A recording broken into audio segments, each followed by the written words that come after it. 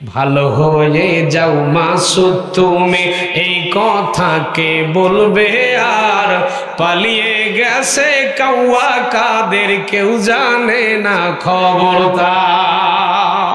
পালাবো না, দেশেই মরবো, প্রয়োজনে ফখরুল সাহেবের বাসায় ঘুরবো। কি ফখরুল সাহেব জায়গা দেবেন তো? ফখরুল সাহেব আপনার বাসায় কাউয়া কাদের আছে নিয়ে, ঠাকুর গাঁয়ের বাড়ি তাকে থাকতে আপনি দিছেননি। কোরআনের রাজনীতি করার জন্য জেল, জুলুম, হত্যা, ফাঁসি সব কিছু হতে পারে। আল্লাহর দ্বীনের কর্মীরা আল্লাহর কোরআন থেকে এক জাররা পরিমাণ সরে যাবে না, যখন ঠিক কিনা?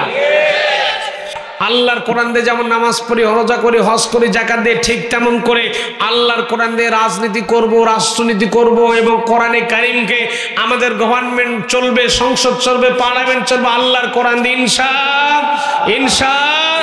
এই যে আমাদের শিক্ষা ব্যবস্থা চলে গেছিল, অলরেডি শিক্ষা ব্যবস্থা ধ্বংস হয়ে গেছিল, আমাদেরকে তো বান্দরের গোষ্ঠী বানাই দিয়েছিল, ঠিক কিনা? জোরে কর, ঠিক কিনা? মুসলমান যদি 5 আগস্ট যদি না আসতো, বাংলাদেশের মুসলমানদের ভাগ্যাকাশে আর সূর্য উঠতো না, ঠিক কিনা? জোরে কর। আমার দেশের সূর্য সৈনিকেরা, আবু সাইদ মুগ্ধার মতো সৈনিকেরা রক্ত দিয়েছিল বলে আমরা আজকে স্বাধীন বাংলাদেশ পেতে, জোরে কর, ঠিক কিনা? নাহমাদুহু ওয়া নাস্তাঈনুহু ওয়া নাস্তাগফিরুহু ওয়া নাউযু বিল্লাহি মিন শুরুরি আনফুসিনা ওয়া মিন সাইয়্যাতি আ'মালিনা। من يهد الله فلا مضل له ومن يضلل فلا هادي له، ونشهد أن لا إله إلا الله وحده لا شريك له، ونشهد أن سيدنا وحبيبنا ومولانا محمدا عبده ورسوله الذي أرسله بالحق بشيرا ونذيرا وداعيا إلى الله بإذنه وسراجا منيرا. فقد قال الله تعالى في كلامه المجيد وفرقانه الحميد. زبان খুলে বলেন আউযু বিল্লাহি মিনাশ শাইতানির রাজীম। বিসমিল্লাহির রাহমানির রাহিম। ওয়া মিনান নাসি মান ইয়াকুলু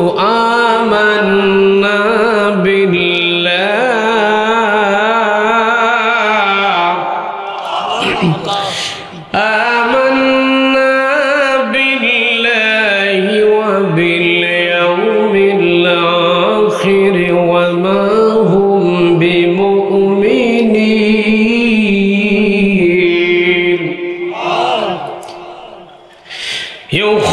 يخادعون الله والذين آمنوا وما يخدعون إلا أنفسهم وما يشعرون.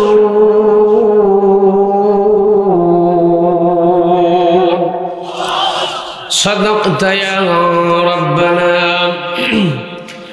وقال تعالى في شان رسول الله صلى الله عليه وسلم إن الله وملائكته يصلون على النبي يا أيها الذين آمنوا صلوا عليه وسلموا تسليما.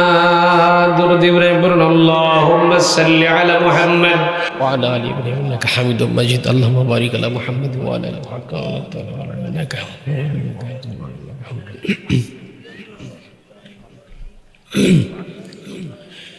পৃথিবীতে কেউ স্থায়ী হয় না, হোক না সে কিবা হাসিনা,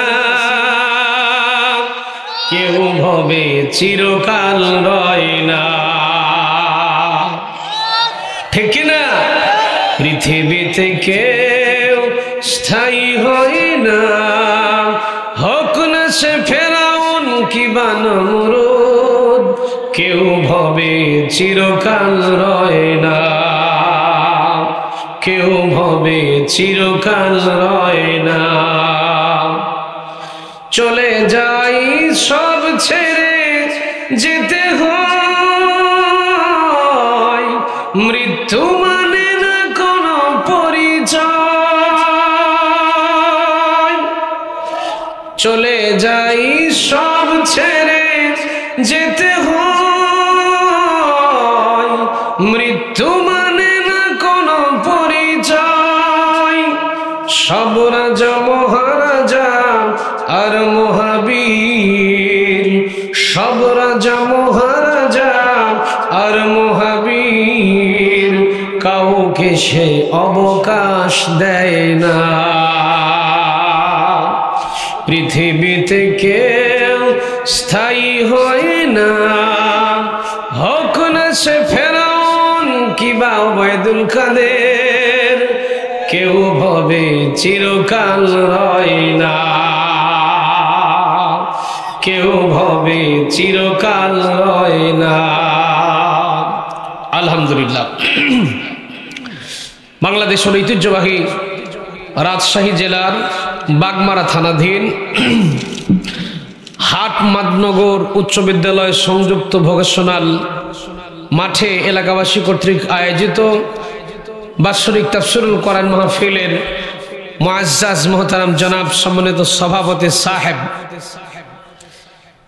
ওস্তাদুল আসাতিজা আলহাজ ডাক্তার মোহাম্মদ আব্দুল বারী সাহেব, বারাকাল্লাহু ফি হায়াত, বলেন আল্লাহুম্মা আমিন।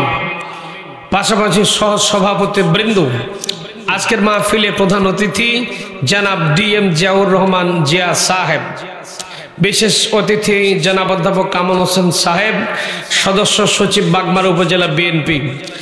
আজকের মাহফিলের প্রধান পৃষ্ঠপোষক জনাব মোহাম্মদ রেজাউল করিম টুটুল সাহেব, সদস্য সচিব রাজশাহী জেলা যুবদল ও সাবেক সভাপতি রাজশাহী জেলা ছাত্রদল, প্রধান সমন্বয়ক পৃষ্ঠপোষক প্রধান উপদেষ্টা মণ্ডলী, সম্মানিত অতিথি। আমার পূর্বে কথা বলেছেন হাজারাত মাওলানা কারি রাশেদুল ইসলাম সাহেব।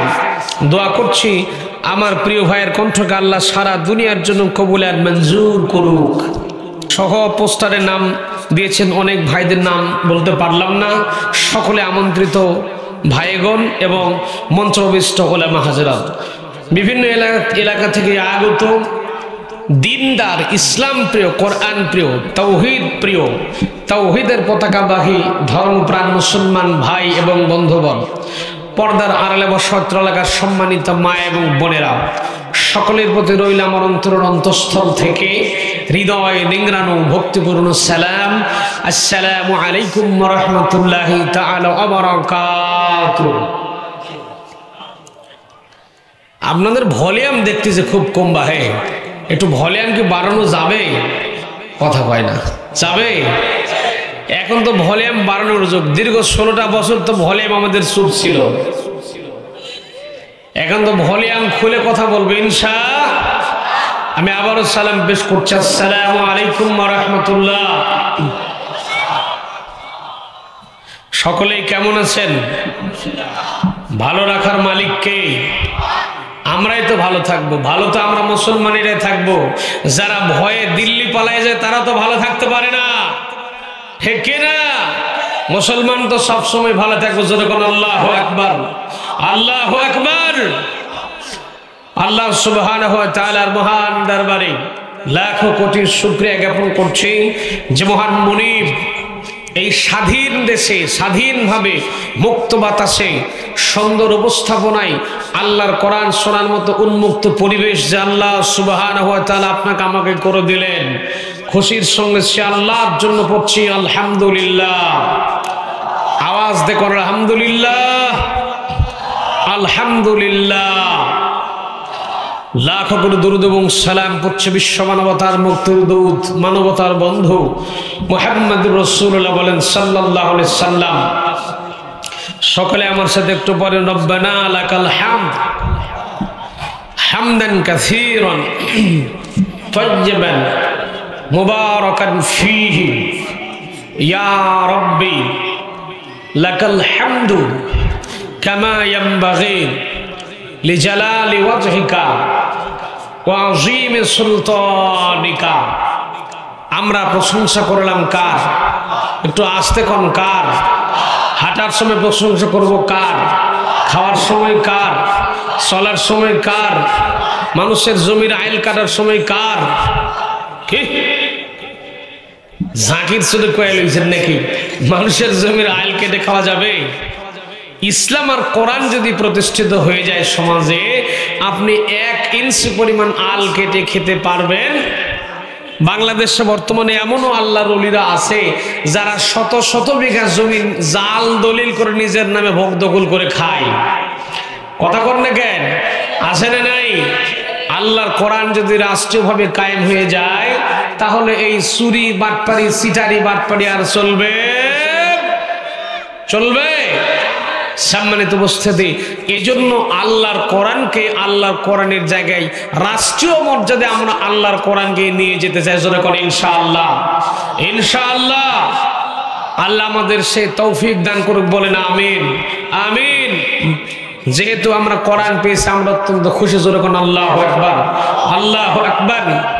সম্মানিত ভাইয়েরা আমার, কোরআনের মানুষগুলাকে অত্যাচার করা হয়েছে, যারা কোরআনের সাথে সম্পৃক্ততা ছিল এই মানুষগুলাকে দীর্ঘ 16টা বছর অত্যাচার করেছে, নির্যাতন করেছে, জেল দিয়েছে, জুলুম দিয়েছে, হত্যা করেছে, এমনকি ফাঁসির কাঠগড়ায় পর্যন্ত দাঁড় করে দিয়েছে। যখন ঠিক কিনা?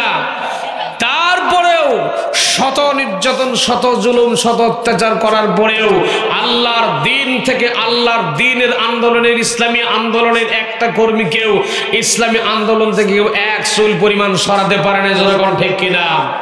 ওই আল্লাহ আছে না নাই? যখন আছে না নাই? আমার প্রিয় ভাইরা, ইসলাম আর মুসলমানদেরকে কোরআনে কারিম হলো একটা মৌচাক। এখানে যদি কেউ ঢিল মারে তাহলে মৌমাছি যে কি করবে আল্লাহই ভালো জানে। ঠিক না? জোরে কর। কোরআনের সাথে মাদরামি করে কেউ দুনিয়াতে টিকতে পারে?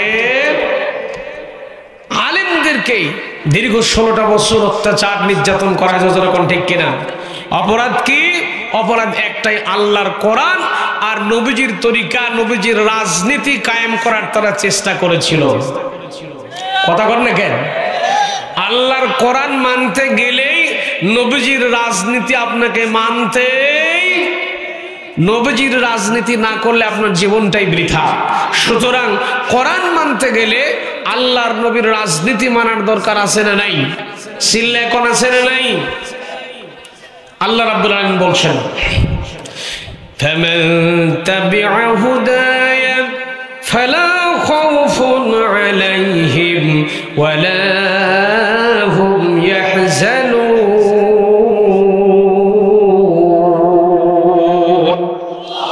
হয় নাই ভাই? কোরআনে কারীম যখন তেলাওয়াত শেষ হয়ে যাবে, গলার যা ভলিউম আছে সব ছেড়ে দিয়ে আল্লাহু আকবার বলা লাগবে। পারবেন তো ইনশাআল্লাহ? হাত তোলেন তো কারা কারা পারবেন না? আমি মাঝে মাঝে একটু উল্টা বলে ঝাঁকি দিয়ে দেখি আপনারা আছেন না গেছেন। তো যাই পারবেন তো ইনশাআল্লাহ নাকি? তো দেখি আপনাদের গলার ভলিউম কতদূর যায় আমি একটু চেক করে দেখি। আমি আবার কোরআন থেকে তেলাওয়াত করছি।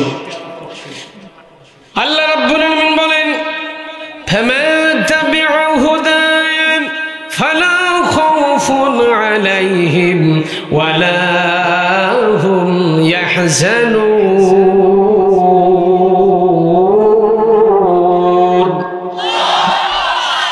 আল্লাহ রাব্বুল আলামিন বলেন, ফামান তাবিআ হুদায়া, ফামান মানে তো বড় তাবউন মানে অনুসরণ করা, অনুকরণ করা, দেখে দেখে চলার নাম হলো তাবউন। আমার প্রিয় ভাইয়েরা, আরবি ডিকশনারির মধ্যে শব্দটা তাবউন শব্দের অর্থ হচ্ছে প্রায় 42টা। কয়টা? 42টা অর্থের ভিতরে মোস্ট ইম্পর্টেন্ট অর্থ যারা এসেছে সেটা হলো তাবউন শব্দের মানে দেখে দেখে চলা। যেমন করে আমার একটা ভাই সামনে যেমন করে যে স্টাইলে চলে, যে স্টাইলে যে ধাক্কা মেরে চলবে, যেভাবে চলাচল করবে ওভাবে দেখে দেখে চলার নাম হলো তাবউন। আল্লাহ জানাচ্ছেন তাবইয়া হুদায়া ফালা খাউফুন আলাইহিম ওয়া লা হুম ইয়াহজানুন। এই কোরআন যারা অনুসরণ করবে, আমার নবী যেমন অনুসরণ করেছিলেন, আমার নবী যেমন কোরআন দিয়ে নামাজ পড়েছিলেন, কোরআন দিয়ে রোজা রেখেছিলেন, কোরআন দিয়ে হজ করেছিলেন, কোরআন দিয়ে যাকাত দিয়েছিলেন, ঠিক তেমন করে আমার নবীজি কোরআন দিয়ে দেশও ঠিকঠাক পরিচালনা করেছিলেন। তাহলে নবীজি তো যেই নবীজি কোরআন দিয়ে নামাজ পড়লেন, রোজা করলেন, হজ করলেন, যাকাত দিলেন, সবকিছু করলেন, ওই নবী আবার কোরআন দিয়ে রাজনীতিও করেছে। তাহলে এই কোরআন দিয়ে নবীজির রাজনীতি করার দরকার আছে না নাই? আল্লাহ পাক জানাচ্ছেন, যারা এই কোরআনে কারিমের পুঙ্খানুপুঙ্খ অনুসরণ করতে পারবে, আমার আল্লাহ জানিয়ে দিয়েছেন ওই মানুষগুলোর জন্য কোন রকম কোনো ভয় থাকবে না, আর তাদের জন্য কোনো চিন্তাও নাই। আরে একটা আওয়াজ দেখুন, আল্লাহু আকবার। আমার ভাইরা, আমার হাতের সময় খুব অল্প, আমার হাসিবুর ভাই চলে আসলে আমি মাইকটা ছেড়ে দেব। আমি প্রসঙ্গত কথা বলি, এক এক জায়গায় এক একটা সাবজেক্টের উপরে কথা বলার চেষ্টা করি। আমি আজকে এখানে আপনাদের অবস্থান দেখে ভাবলাম যে একটু আপনাদেরকে কিছু বিষয় জানানোর দরকার বলে মনে করছি। আমি আজকে একটা সাবজেক্ট আলোচনা করব, সেটার নাম হলো বাংলাদেশে মুনাফিক কারা। কথা বোঝেননি? মানে এই মুনাফিকের রোগটা আমাদের মধ্যে আছে না নাই? মুনাফিক কাফেরেরা তো জাহান্নামে যাবেই, কিন্তু আল্লাহ পাক বলছেন ইন্নাল মুনাফিকিনা ফি দারকিল আসফালি মিনান নার। আসফাল যারা আরবি সাহিত্য গ্রামার যারা বোঝেন, বুঝুন আসফালুল ইসমে তাবজিলের সিগা। আসফাল মানে একেবারে নিচের দিকে চলে যাবে। মুনাফিক কাফের যাবে জাহান্নামে, কিন্তু মুনাফিক যাবে একেবারে নিচের দেশে। তাহলে মুনাফিক সম্পর্কে আল্লাহ কি আলোচনা করেছেন এইটুকু আমাদের জানার দরকার আছে না নাই? আস্তে করে কোন আছে না নাই? আমরা আলোচনা শুনবো ইনশা, কোরআন দিয়ে আলোচনা শুনবো ইনশা আল্লাহ। কবুল করুক, বলেন আমিন। আমার প্রিয় ভাইরা, তো আসুন আগে আউযুবিল্লাহ বিসমিল্লাহটা পড়ে নেই, তারপর আমরা আলোচনার মধ্যে যাবো ইনশাল্লাহ। বাগমারার মানুষ, হাটমাদনগরের মানুষ আউযুবিল্লাহ বিসমিল্লাহ পারেন তো নাকি? কথা কয় না বাড়ি, কথা কয় না, পারেন না? পারেন না? আসেন আমরা আমাদের সাথে গলাটা ক্লিয়ার করি। আমার সঙ্গে আউযুবিল্লাহ বিসমিল্লাহ পড়বেন, আর শেষে গিয়ে চিৎকার দিয়ে আল্লাহু আকবার বলবেন ইনশা।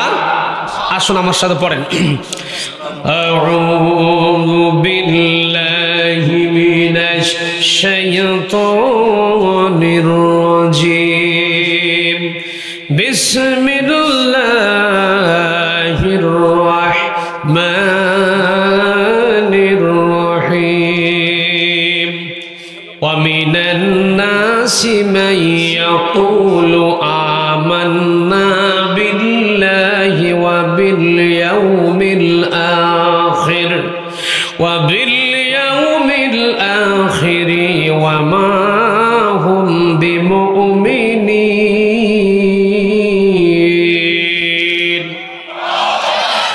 يخادعون الله والذين آمنوا وما يخدعون إلا أنفسهم وما يشعرون।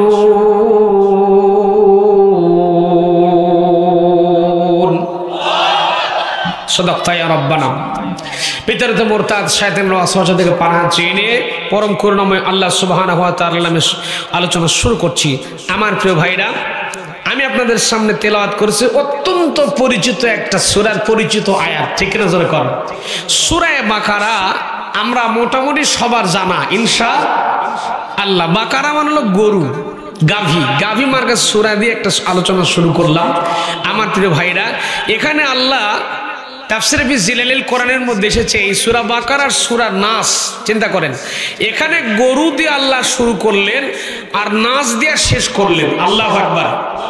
এখানে ভাবনার বিষয় আছে।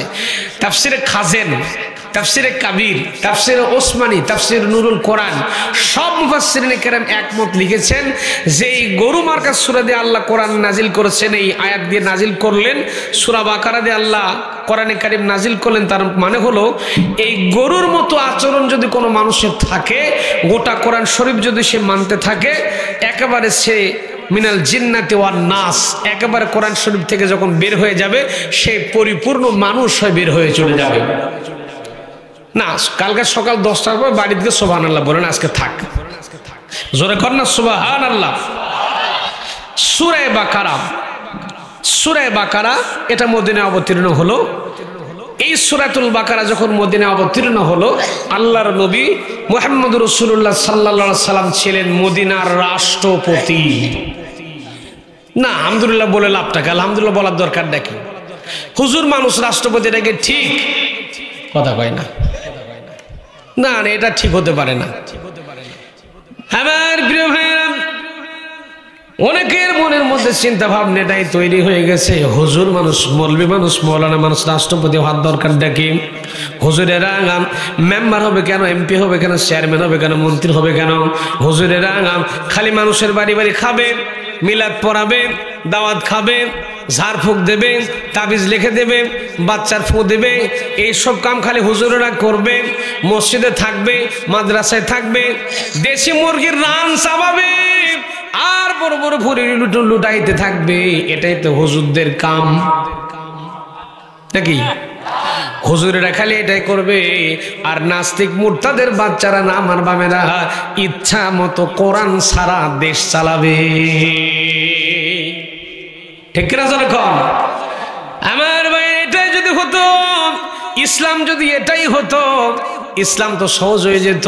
একটু লক্ষ্য করা লাগবে, আল্লাহ রাব্বুল আলামিন বলছেন, ওয়া মাইয়াবতাগি গায়রাল ইসলামি দীনান ফালা ইউকবালা মিনহু ওয়া হুয়া ফিল আখিরাতি মিনাল খাসিরিন।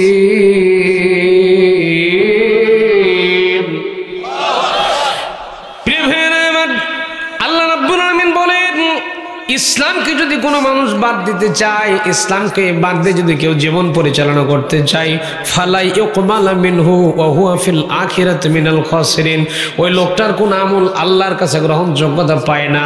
ওয়া হুয়া ফিল আখিরাতি মিনাল খাসিরিন, এবং ওই লোকটা আল্লাহর আদালতে আসামির কাঠগড়ায় দাঁড়ায় যাবে। তাহলে জীবনের শুরু থেকে শেষ পর্যন্ত ইসলাম আর কোরআন মানার দরকার আছে না নাই? জোরে কোন আছে না নাই? ভাইরা আমার, তাহলে সূরা বাকারা মদিনায় যখন অবতীর্ণ হলো, আল্লাহর নবী মুহাম্মদ রাসূলুল্লাহ সাল্লাল্লাহু আলাইহি সাল্লাম ছিলেন মদিনার কি ছিলেন? আমাদের সমাজের ভিতরে মানুষজন সব সময় ভালোই থাকে, মওলানা মানুষেরা ভালোই থাকে, মানুষরা বলে লোকটা খুব ভালো মানুষ, নামাজ পড়ে 5 ওয়াক্ত নামাজ পড়ে, রোজা করে, হজ করে, যাকাত দেয়, খুব ভালো একটা মানুষ। যেই শুনছে লোকটা এমপির ভোট করার জন্য দাঁড়াইছে, পরের দিন বলে লোকটা একেবারে খারাপ হয়ে গেছে। এতদিন ভালোই ছিল, আরে হুজুর মানুষের লোভ নেই, এত লোভ এমপির দাঁড়ান লাগবে, কথা কয় না, কথা কয় না। মানে ওরা চিন্তা করছে হুজুরেরা ডলবে কেন, হুজুরেরা এদিকে আসবে কেন, হুজুরেরা মাদ্রাসা মসজিদে পড়ে থাক, আর গোষ্ঠী শুদ্ধ আমরা যা খুশি তাই করবো। আমার প্রিয় ভাইরা, এই যে আমাদের শিক্ষা ব্যবস্থা চলে গেছিল, অলরেডি শিক্ষা ব্যবস্থা ধ্বংস হয়ে গেছিল, আমাদেরকে তো বান্দরের গোষ্ঠী বানাই দিছিল। ঠিক কিনা জোরে কর, ঠিক কিনা? মুসলমান যদি 5 আগস্ট যদি না আসতো, বাংলাদেশের মুসলমানদের ভাগ্যাকাশে আর সূর্য উঠতো না। ঠিক কিনা জোরে কর? আমার দেশের সূর্য সৈনিকেরা, আবু সাইদ মুগ্ধের মতো সৈনিকেরা রক্ত দিয়েছিল বলে আমরা আজকে স্বাধীন বাংলাদেশ পেতে। জোরে কর, ঠিক কিনা? কাউয়া কাদের তো বিভিন্নভাবে বক্তব্য দিত। ঠিক কিনা জোরে কর, ঠিক কিনা? ওই যে আমার দেশের একটা ছেলে এখানে, ভালো হই যে যাও মাসুদ তুমি বলবে কে আর কে বলবে,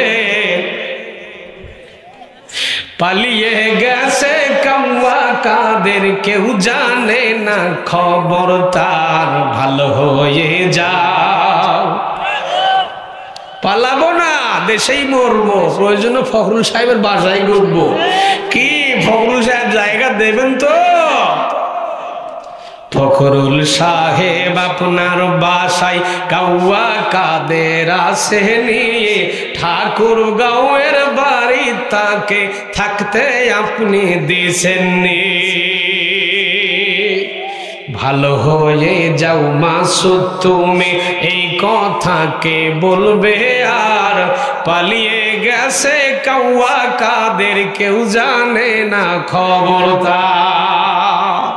ঠিক না? ইসলাম যারা বিদ্বেষী হয়, ইসলাম যারা মানতে চায় না, কোরআন যাদের ভালো লাগে না, এইরকম করে আল্লাহ মাঝে মাঝে এক একটা করে ঝাঁকি দেয়, যেরকম ঠিক কিনা? ওই আল্লাহ আছে না নাই? ওই আল্লাহ আছে না নাই? আমার প্রিয় ভাইরা, আমরা আজকে দেখব আমাদের ভিতরে, আমি আজকে বুঝাবার চেষ্টা করবো ইনশাল্লাহ, মুনাফিক কোত্থেকে তৈরি হয়।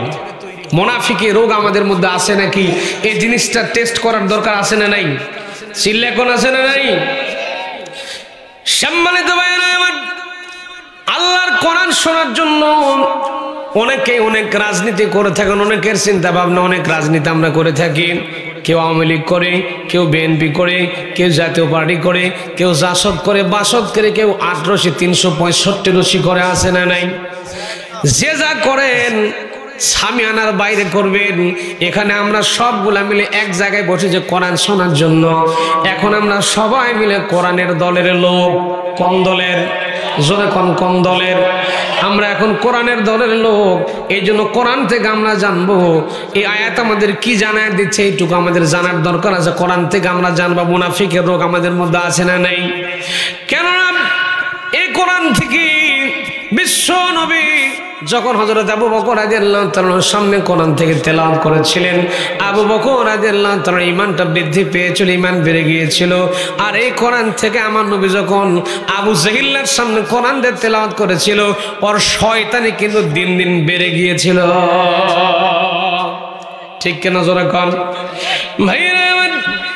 এবার আসেন আমার আল্লাহ রাব্বুল আলামিন কি বললেন লক্ষ্য করে দেখেন। ওমিনান নাস মাইয়াকুলু আমান্না বিল্লাহ, আল্লাহ বলেন মানুষের মাঝে এমন কিছু লোক আছে যারা বলে আমরা আল্লাহর প্রতি বিশ্বাস স্থাপন করেছি, আমরা ঈমানদার। আল্লাহ বলেন আখিরাতের প্রতি বিশ্বাস স্থাপন করে আমরা ঈমানদার। আমি ঈমানদার, আমি নামাজ পড়ি, রোজা করি, হজ করি, যাকাত দেই। সকালবেলা যখন হয় সর্বপ্রথম যায় নামাজ খোঁজে, তাহাজ্জুদের নামাজ পড়ে, সকালবেলা হলে যায় নামাজে দাঁড়ায়, নামাজ পড়ে তারপরে কোরআন তেলাওয়াত করি। আছে না নাই? আল্লাহ বলেন এদের সম্পর্কে আল্লাহ বলেন যারা বলে আমি ঈমানদার, আমি নামাজ পড়ি, তাহাজ্জুদ পড়ি, সকাল হলে যায় নামাজ খুঁজি, আবার কোরআন তেলাওয়াত করি, আবার মাঝে মাঝে মালের বোতলও টানি। আছে না নাই? আল্লাহ বলেন ওয়ামা হুম বিমুমিনিন, তোমরা এদেরকে মুমিন বলতে পারো, আমি আল্লাহ বলছি এরা বেঈমান। আছে না নাই? আমার প্রিয় ভাইরা, বাংলাদেশে এমন কিছু নেতা আছে দেখবেন সারা জীবন নামাজ পড়ে না, পশ্চিম দিকে আসরও খায় না, মদের বোতলে পড়ে থাকে, 5 ওয়াক্ত গাঞ্জা খায়, 10 ওয়াক্ত। কথা কয় না, কথা কয় না। পশ্চিম দিকে 5 ওয়াক্ত নামাজের মধ্যে একবার আসরও খায়, এমন হইলে তার পিছনে আমরা দৌড়াই। আমার ভাইরা, আল্লাহ রাব্বুল আলামিন বলছেন তাদের সম্পর্কে আল্লাহ বলেন আমার প্রিয় ভাইরা, এরা আল্লাহকে ধোঁকা দিতে যাও,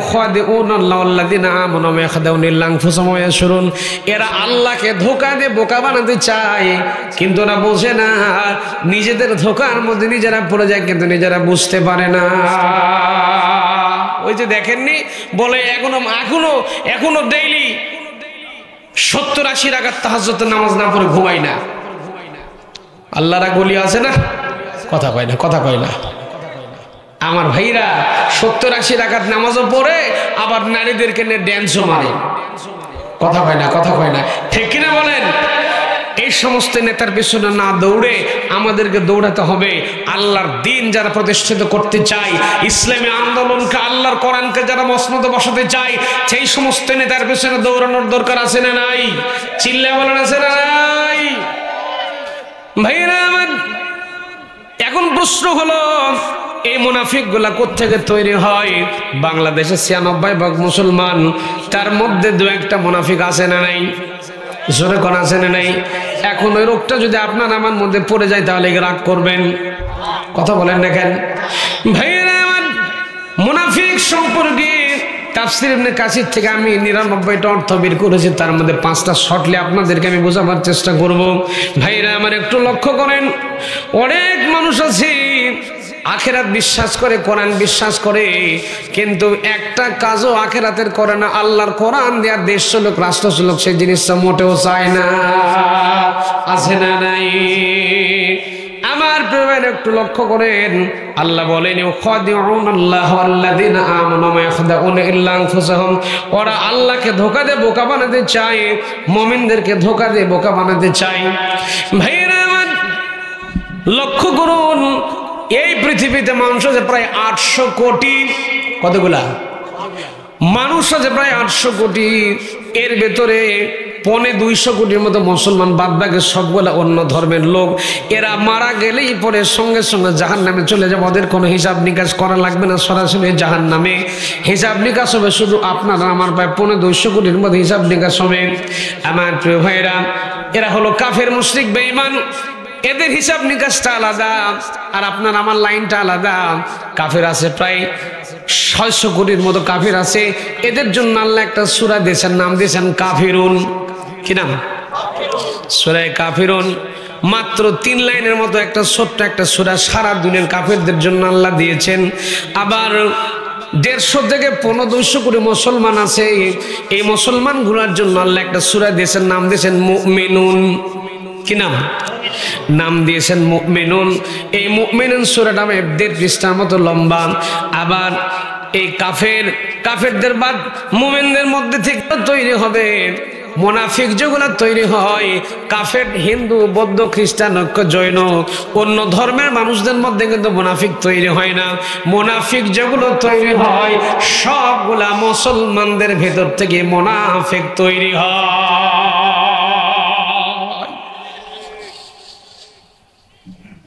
আমার ভাইরা, এই পৃথিবীতে যত মানুষ ইসলামের দুশ্মনী করেছে, ইসলামের জন্য ক্ষতিকার, ইসলামের জন্য ক্ষতি করেছে, আজ পর্যন্ত অন্য ধর্মের কোনো মানুষ ইসলামের এত বড় ক্ষতি করতে পারে না, এত বড় বাতিলা মারতে পারে নাই যত বড় ইসলামের জন্য ক্ষতি সাধন করে এই মুনাফিক নামধারী মুসলমানেরা।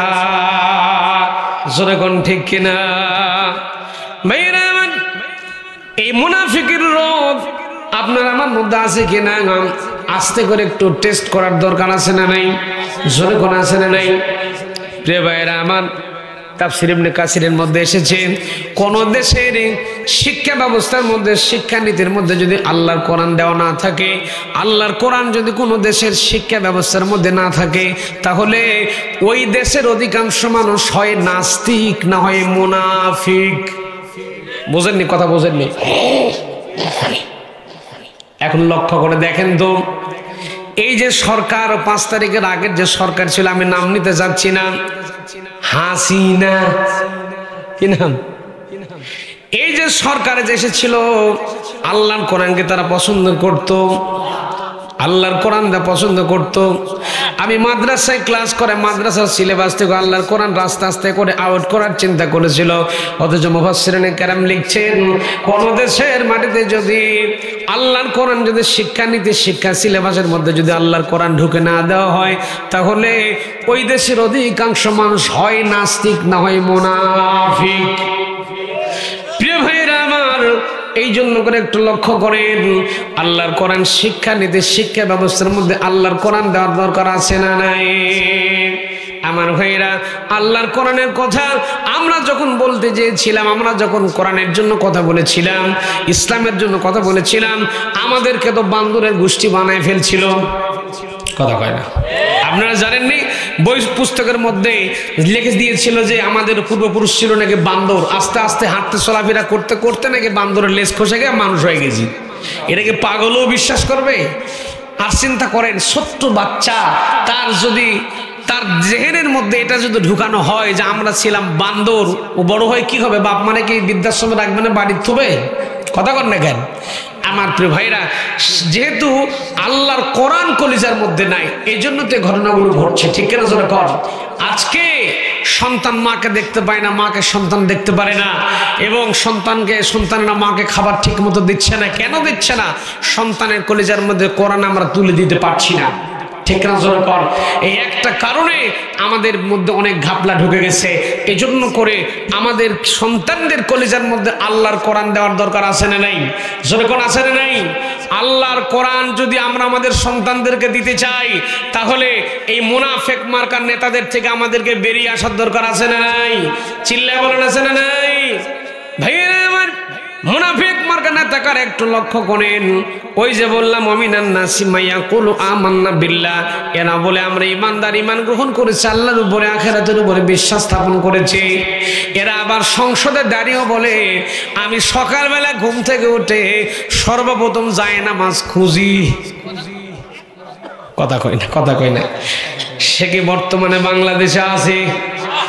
এতদিন পর্যন্ত আলেমদের জ্বালাইছে, আলেমদের হত্যা করেছে, মেরে ফেলেছে, জেল দিয়েছে, জুলুম দিয়েছে, এমনকি আয়না ঘরের মধ্যে রেখে আলেমদের অত্যাচার নির্যাতন করেছে, ফাঁসির কাঠগড়ায় পর্যন্ত দায়ের করে দিয়েছে। যতক্ষণ ঠিক কিনা?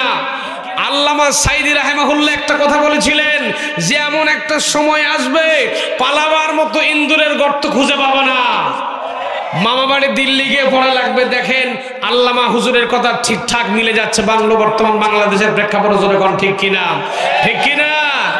ওই স্বৈর শাসক আছে, আল্লাহ থেকে আমাদের হেফাজত করুক। জোরে করে আমিন। কোথায় আওয়ামী লীগ, কোথায় কাদের কাকা, কোথায় গেল ওই জালিমের গরম গরম কথা? কথা কয় না বারে, কথা কয় না। কোথায় আওয়ামী লীগ, কোথায় কাদের কাকা, কোথায় গেল ওই জালিমের গরম গরম কথা? কর্মীদেরকে দুনিয়ার থেকে বিদায় করে দিলেই বুঝি মসনদে টিকে থাকবে। আরে ভাই, ইসলামী আন্দোলন এমন একটা জিনিস, এমন সময় বাংলার জমিনে আসবে, বাংলাদেশের প্রত্যেকটা ঘরে ঘরে আল্লাহর রহমতে জামাত ইসলামের এক একটা কর্মী পৌঁছে যাবে ইনশাআল্লাহ। ইনশাআল্লাহ বলেন। আগামীর দেশ মৌলবীদের দেশ, আগামীর বাংলাদেশ কোরআনের বাংলাদেশ, আগামীর বাংলাদেশ ইসলামের বাংলাদেশ। যখন ঠিক কিনা? ঠিক কিনা? আল্লাহ আমাদের দেশটাকে তুমি কোরআন দিয়ে কবুল করো। জোরে কোন আমিন, জোরে কোন আমিন। আমার প্রিয় ভাইয়েরা, লক্ষ্য করে দেখবেন বর্তমান যারা জামাত ইসলামের কর্মী তাদের দিকে লক্ষ্য করবেন, একটাও মদখোর, ঘুষখোর, জুয়াখোর এরকম লোক খুঁজে পাওয়া যাবে? যেরকম পাওয়া যাবে? ইসলামী আন্দোলনের সঙ্গে যারা জড়িত আছে সব আল্লাহওয়ালা মানুষ, দিনদার মানুষ। যেরকম আল্লাহু আকবার, আল্লাহু আকবার। এদের সঙ্গী আল্লাহ আমাদের বানায় দেখ। যেরকম আমিন, যেরকম আমিন। এরা চায় মুনাফিকি রোগ যেন আমাদের মধ্যে না আসে। ভাইরা লক্ষ্য করে দেখুন, মুনাফিকের রোগটা মারাত্মক রোগ। মুনাফিকের রোগ যদি আপনার আমার ভিতরে চলে আসে তাহলে আল্লাহ কিন্তু জাহান্নাম দেবেন, তাও সোজা কথা না। ইন্নাল মুনাফিকিনা ফিদ দারকিল আসফালি মিনান নার, আল্লাহ তো জাহান্নামে দিবে, তাও একেবারে সরাসরি জাহান্নামের নিচের দেশে আল্লাহ রাখবে। সুতরাং মুনাফিকের রোগ যদি থাকে সেটা পরিষ্কার করার দরকার আছে না নাই? কেননা মুনাফিকের রোগটা কিন্তু ভয়ঙ্কর একটা রোগ। ভাইরা আমার, হযরত ওমর ইবনুল খাত্তাব রাদিয়াল্লাহু তাআলা আনহু আল্লাহর নবীর বিদায়ের অনেক দিন পরে হযরত হুযায়ফাতুল ইয়ামিন রাদিয়াল্লাহু তাআলার কাছে গেলেন। হযরত হুযায়ফা রাদিয়াল্লাহু তাআলার কাছে আমার নবীজি 40 জন মানুষের তালিকা একটা লিস্ট করে রেখেছিলেন, 40 জন মুনাফিকের একটা তালিকা দিয়েছিলেন। হযরত ওমর, যে ওমর ইবাদত করার জন্য প্রতিযোগিতা করতেন, আল্লাহু আকবার, কেমন প্রতিযোগিতা করতেন শর্টলি বলি, তার আবার আলোচনায় ব্যাক করব। আমার ভাইরা, আল্লাহর নবী একদিন জীবিত থাকা অবস্থায়, নবীজি আমার দুনিয়ার জীবিত থাকা অবস্থায় রাতের বেলা আমার নবীজি তেলাওয়াত করেন, নামাজে দাঁড়ান, তাহাজ্জুদে নামাজে দাঁড়ান, আবার তেলাওয়াত করেন। তেলাওয়াত করতে করতে নবীর আমার অন্তরের মধ্যে একটা জিনিস তৈরি হয়ে গেল, একটা কথা মনের মধ্যে জাগ্রত হলো। আমি বিশ্ব নবী যখন দুনিয়া ছেড়ে কবরের জমিনে যখন চলে যাব, আমার কোনো সাহাবী এইরকম করে রাত জেগে জেগে আল্লাহ কোরআন তেলাওয়াত করবে কিনা, এই জিনিসটা একটু পর্যবেক্ষণ করে দেখতে হবে।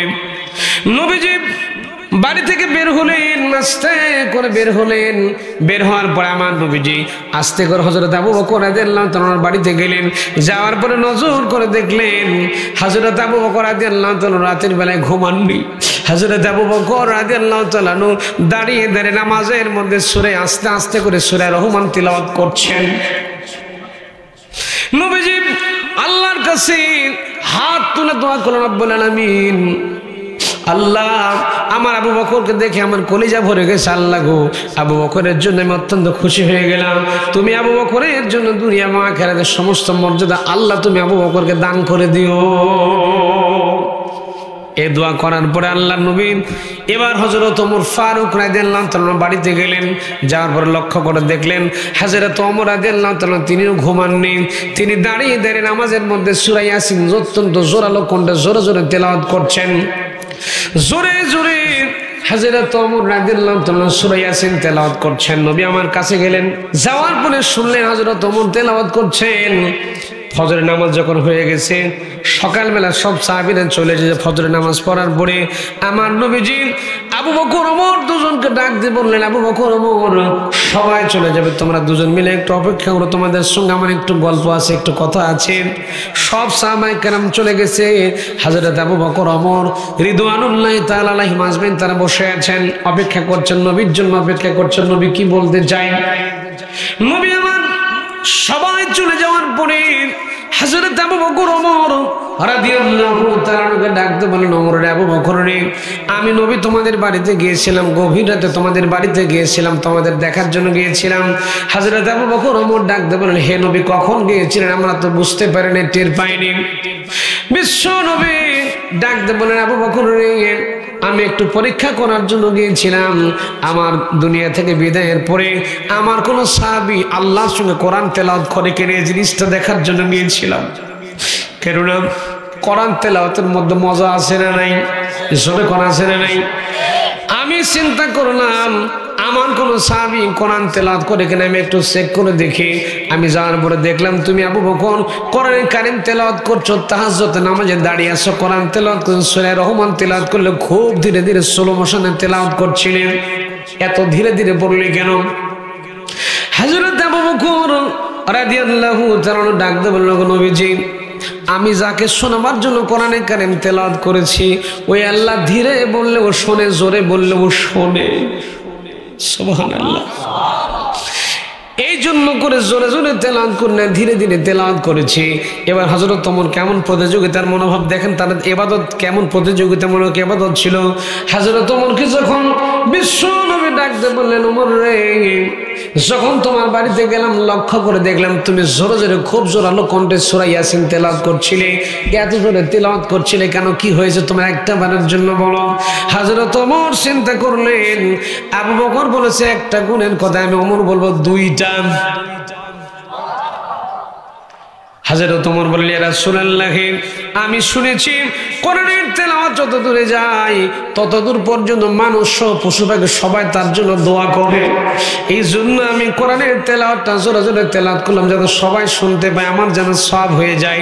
আর দ্বিতীয় নম্বর আমার উদ্দেশ্য ছিল আমি কোরআন তেলাওয়াত জোরে জোরে করছিলাম, আমাকে দেখে দেখে যেন অন্য কেউ উঠে যেন নামাজের দ্বারা আল্লাহর সাথে কথা বলতে পারে।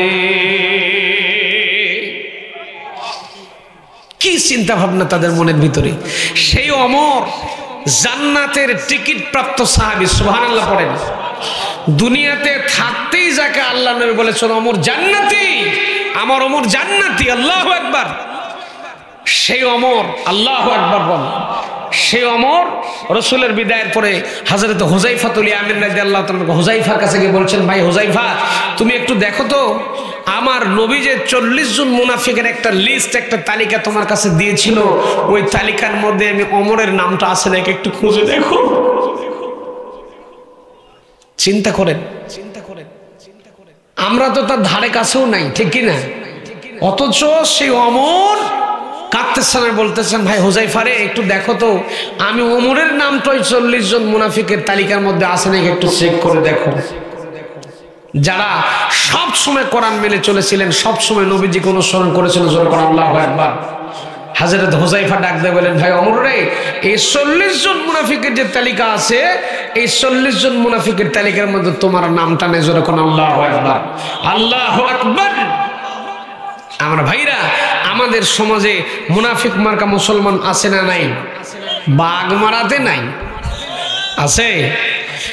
ওরা চিন্তা করে এই দলেও থাকে ওই দলেও থাকে, যখন যেদিকে সুযোগ বাজ পোল্টি মারে, পোল্টি যখন দেয় আস্তে করে চিন্তা করে এখানে গেলে আমি ঠিকঠাক মতো থাকতে পারবো, ওখানে দৌড়াই, আবার এখানে গেলে ঠিকঠাক মতো থাকতে পারবো, এখানে দৌড়াই। আল্লাহ তাদের জন্য বলেন, যদি তোমরা তাদেরকে মুমিন মনে করো, আমি আল্লাহ বলছি তারা মুমিন না, তারা হলো বেঈমান। কেননা মুসলমানদের একমাত্র নেতা হবে, রাজনৈতিক নেতা হবে মুসলমান মার্কা ইমানদার। এবার একটু আস্তে আস্তে বোঝার চেষ্টা করেন ভাইরা আমার। যেহেতু বাংলাদেশ স্বাধীন হয়ে গেছে, আমরা স্বাধীনতার পূর্ণ স্বাদ কিন্তু লাভ করছি। এই যে কথাগুলো বলতেছি, কথা ঠিকঠাক মতো বলতে পারতাম না। কোরআনের তাফসীর, কোরআন খুলতে যখন কোরআনের তাফসীর শুরু করতাম আর তাকায় দেখতাম কোন দিক দিয়ে পুলিশ আসে, ওয়াজ করতাম আর দেখতাম পুলিশ পুলিশ পুলিশ, একটা জিকির হতো। ভাইরা আমার, এবার লক্ষ্য করুন, খুব ভালো করে লক্ষ্য করুন। ইসলামটা আমরা শুধুমাত্র, ইসলাম আর কোরআনকে আমরা শুধুমাত্র মাদ্রাসার মসজিদের মধ্যে আবদ্ধ করে দিয়েছি। আমরা মনে করেছি ইসলাম আর কোরআন খালি শুধুমাত্র মাদ্রাসার মসজিদে থাকবে, আর অন্য জায়গায় যা কিছু করব সব আমরা ইচ্ছা মতো মন গড়া করবো, যা খুশি করব। কোরআন দরকার। আমার ভাইরা, অথচ আল্লাহ রাব্বুল আলামিন বলছেন জীবনের শুরু থেকে শেষ পর্যন্ত আল্লাহর কোরআন দরকার আছে না নাই? আওয়াজ দেখুন, আছে না নাই? কেন আল্লাহ রাব্বুল আলামিন সুন্দর করে জানাচ্ছেন, মাইয়াবতাগি গায়রাল ইসলামি দীনান ফালাই ইউকবালা মিনহু ওয়া হুয়া ফিল আখিরাতি মিনাল খাসিরিন।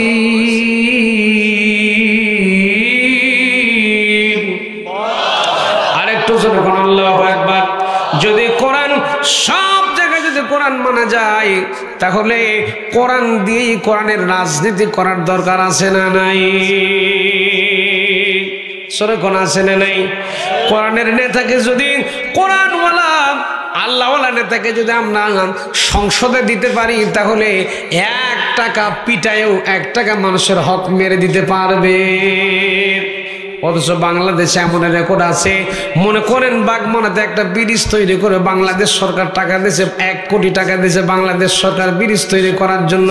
ওই 1 কোটি টাকা এই মুনাফিক মার্কা নেতার হাত দিয়ে যখন আসে, আস্তে আস্তে রাজশাহী পর্যন্ত পৌঁছতে পৌঁছতে 50 লাখ নাই। কোন মতে 1 কোটির মধ্যে 50 লাখ যদি রাজশাহীতে আসে, আবার রাজশাহী থেকে বাগমারা পর্যন্ত আস্তে আস্তে আরো 30 লাখ গায়েব থাকলো। কয় লাখ? 1 কোটি টাকার ব্রিজ যখন 20 লাখ টাকা দিয়ে তৈরি হয়, রডের বদলে যখন সুন্দর করে আল্লাহর লীলা বাঁশ দিয়ে যখন ব্রিজ তৈরি করে, কয়েকদিন পর দেখা যায় ব্রিজ ভেঙে মানুষ মরে গেছে। আছে না নাই? তাকে বানাই বলছি ভাইরা। কোরআন যদি সংসদে যায়, তাহলে এরকম লুটপাট করে খাওয়া যাবে? এই যে দেশের টাকা, কোটি কোটি, হাজার হাজার কোটি টাকা দেশ থেকে লুটপাট যারা করলো, লুটপাট করে যারা বিদেশি পাচার করলো, এগুলো তো সব আল্লাহর ওলি। কথা কয় না? হ্যাঁ, হায় হায় হায় হায় হায়। টাকা নাই দেশে, টাকা দরবেশ বাবার টাকা নাই। ভয়ের চোটে দাড়ি মোজ একবারে ক্লিন শেভ করে কি সুন্দর করে আল্লাহর ওলি সেজে পালাচ্ছিল। কথা কয় না? কথা কয় না? আছে না নাই? আমার ভাইরা, আল্লাহর কোরআনের চির দুশমন ছিল, এটা চির শত্রু ছিল। আল্লাহ আমাদেরকে এর থেকে হেফাজত করুক, জোরে কোন আমিন। আমাদেরকে সদা সর্বদা জাগ্রত থাকতে হবে। এইরকম মুনাফিক মার্কা কোন নেতার পিছনে আমরা মুসলমান যাব না। রাজি আছেন না নাই? চিল্লা এখন আছেন না নাই? কারা কারা আছেন হাত তুলে আল্লাহকে দেখাই দেন। নারে তাকবীর। আল কোরআনের আলো, আল হাদিসের আলো, নারে তাকবীর, নারে তাকবীর। ভাইরা আমার, ওই মুনাফিক মার্কা নেতারা কি করবে শোনেন। মুনাফিক মার্কা নেতাদের কথা আল্লাহ কোরআনে কি সুন্দর করে বলেছেন। এরা বলবে যে নামাজ পড়ো, সমস্যা কোথায়? রোজা করো, সমস্যা নাই। যাকাত দাও, সমস্যা নাই। হজ করো, সমস্যা নাই। মানে যেগুলা সমস্যা নাই ওরা সব করতে বলবে। আল্লাহ রাব্বুল আলামিন বলেন, ও নবী, আপনি ওদেরকে জানায় দেন। আল্লাহ কোরআনে কারীমের মধ্যে সুন্দর করে জানাচ্ছেন, ওয়া ইযা ক্বিলা লাহুম তাআলাউ ইলা মা আনজালাল্লাহু ওয়া ইলার রাসূল রাআইতাল মুনাফিকিনা ইয়াসুদ্দুনা আনকা সুদুদা। জোরে কোন আল্লাহু আকবার। ওদেরকে যখন বলা হবে এই মুনাফিক মার্কা নেতারা কি বুঝাবে লক্ষ্য করেন, ওদেরকে যখন বলা হবে আল্লাহ যা নাজিল করেছেন সে কোরআনের দিকে আসো, নবী যেভাবে চলতে বলেছেন সেদিকে আসো, ওরা আল্লাহ বলেন হে নবী আপনি লক্ষ্য করে দেখবেন যখন আপনি কোরআন দিয়ে মানুষকে ডাক দিবেন, কোরআনের যখন কথা বলবেন, কোরআনের রাজনীতির কথা যখন বলবেন, মুনাফিক যারা হবে এরা বলবে কোরআনের যারা রাজনীতি করতে বলে এরা হলো রাজাকার। আল্লাহ বলতেছেন রসুলের কথা যখন বলা হবে, কোরআন দিয়ে যখন মানুষকে ডাকা হবে, রসুলের কথা বলে যখন মানুষকে ডাকা হবে, আল্লাহ বলেন রাআইতাল মুনাফিকিনা ইয়াসুদ্দুনা আনকা সুদুদা, হে নবী আপনি তখন দেখবেন মুনাফিক যারা হবে এরা আস্তে করে আপনার কাছ থেকে কেটে পড়বে। যখন বলবে নামাজ পড়ো, রোজা করো, হজ করো, যাকাত দাও, সব ঠিকঠাক মতো করো, কিন্তু কোরআন দিয়ে যে রাজনীতি করা লাগবে এই কথা যখন বলা হবে ওরা তখন আমাদের গালি দিবে আর বলবে এরা হলো রাজাকার। জয় কন জয় কন ভাইরা আমার। এই জন্য আল্লাহ পাক মুনাফিকদের মনের খবর আমার আল্লাহ জানে কিনা। কেননা ওই নেতার অনুসরণ যদি না করি কিয়ামতের ময়দানে কিন্তু আমরা ধরা পড়ে যাব, আমার ভাইরা আমরা বিপদগ্রস্ত হয়ে যাব। কেননা হযরত আল্লামা ইবনে হাজার আসকালানী রাহমাতুল্লাহ আলাইহি আর দিন যে দিন আমরা মেনে চলি, দিন শব্দের অর্থ লিখেছেন 12টা। জোরে কোন কয়টা? আর একটু জোরে। দিন শব্দের অর্থ লিখেছেন 12টা। 12টার মধ্যে 9 নম্বর অর্থ তিনি যেটা দিয়েছেন সেটা হলো দিন সিয়াসা। দিন শব্দের মানে হলো রাজনৈতিক নিয়ম নীতি। দিন শব্দের মানে হলো রাজনৈতিক নিয়ম নীতি। একটু কান খুলে একটু গভীর মনোযোগ দিলে মনের কান দিলের কানটা একটু খোলেন। প্রিয় ভাইয়েরা আমার, এই পৃথিবীতে আপনার দাড়ি আছে, টুপি আছে, জুব্বা আছে, পাগড়ি আছে, নামাজ পড়েন, রোজা করেন, হজ করেন, যাকাত দেন, সব কমপ্লিট, আপনার সব ঠিকঠাক আছে, কিন্তু এখনো পর্যন্ত আল্লাহর নবী যে রাজনৈতিক নেতা এই জিনিসটা আপনি না মেনে নিয়ে আবু জেহেল মার্কা কাউকে রাজনৈতিক নেতা মেনে বসে আছেন, তাহলে আপনার মরণ হবে মুনাফিকদের নেতা আব্দুল্লাহ বিন উবাইয়ের মতো আপনার মরণ হবে। কেন বললাম? এবার ইতিহাসে চলেন। আমার প্রিয় ভাইয়েরা, এই আব্দুল্লাহ বিন উবাইয়ের জীবনে সবকে সব ছিল। এই আব্দুল্লাহ বিন উবাইয়ের জীবনে দাড়ি ছিল, টুপি ছিল, পাগড়ি ছিল, পাঞ্জাবি ছিল, জুব্বা ছিল, নামাজ ছিল, রোজা ছিল, হজ ছিল, যাকাত ছিল, ইসলামের যতগুলা বিধান সব ঠিকঠাক মতো মেনে চলতো। কিন্তু আল্লাহর নবী মুহাম্মদুর রাসূলুল্লাহ সাল্লাল্লাহু আলাইহি সাল্লাম যে রাজনৈতিক নেতা এই জিনিসটা সে না মেনে নিয়ে ও নেতা মেনে নিয়েছিল আবু জেহেলকে। কাকে? ও নেতা মেনে নিয়েছিল আবু জেহেলকে। এই আব্দুল্লাহ বিন উবাই যখন মরে গেল আল্লাহকে তাকে জান্নাতে দিল। কথা কয় না বাড়ি। আমার ভাষাকে বুঝতে আপনাদের কষ্ট হচ্ছে? কথাকে বুঝতে কষ্ট হচ্ছে? একটু খেয়াল করেন, কোরআনের তাফসীর বুঝতে গেলে একটু মাথা খারাপ দেয়। তাফসীরে মুনির থেকে বলছি, এই আব্দুল্লাহ বিন উবাইয়ের দাড়ি ছিল, টুপি ছিল, পাগড়ি ছিল, নামাজ ছিল, হজ ছিল, যাকাত ছিল, যা আপনি করেন সব ছিল।